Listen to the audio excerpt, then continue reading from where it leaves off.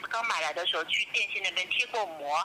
我两边眼睛视力都是5.0，我是盯着它贴膜的。你觉得贴膜能用多久时间？就几秒的事情，他能够在我面前把手机换掉吗？男子网购256G 苹果手机，到手只有64G，客服居然怀疑是贴膜师傅调包了。男子当时就怒了，反正你们觉得自己没问题是吧？王先生在官方旗舰店买的手机，拿到后就让贴膜师傅贴了膜，回到家才发现手机内存只有64G，他傻眼了。他已经有个64G 的同款手机了，买这个就是想换个内存大点的。再仔细一看，他发现手机的序列号和盒子上的序列号不一样，因此他怀疑是卖家发错了。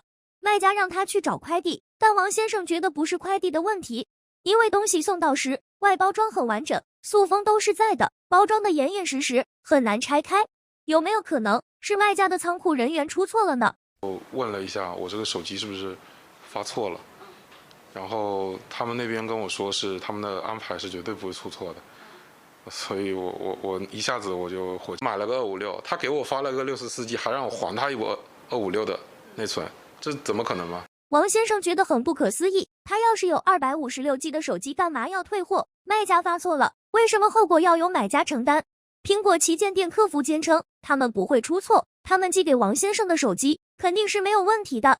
之后一位高级经理联系了王先生，经理说他会对公司各部门进行调查，看究竟是不是他们的失误。3天后，王先生得到了答复，对方说公司内部不存在问题。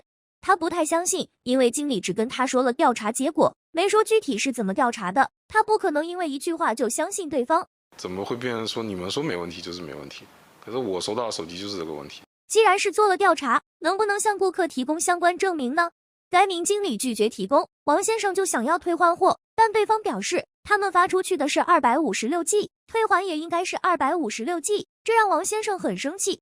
节目组联系上那位经理，对方依旧坚持他们没有出错。王先生追问，可以提供内部的调查明细吗？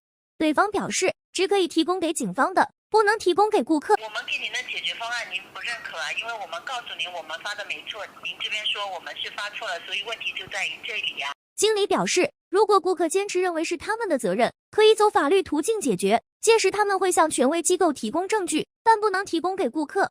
这是为什么呢？如果他们确实有强有力的证据，直接提供给顾客，不就不用浪费走程序的时间了吗？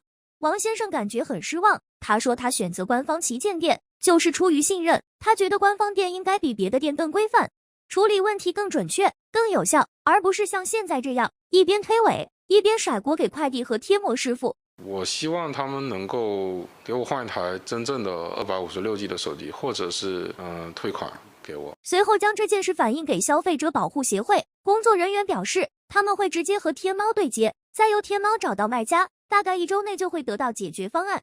在这里也提醒大家，如果遇到需要维权的事情，可以求助消费者保护协会，寻求帮助。对于这件事，你有什么看法呢？在评论区交流讨论一下吧，我们下期见。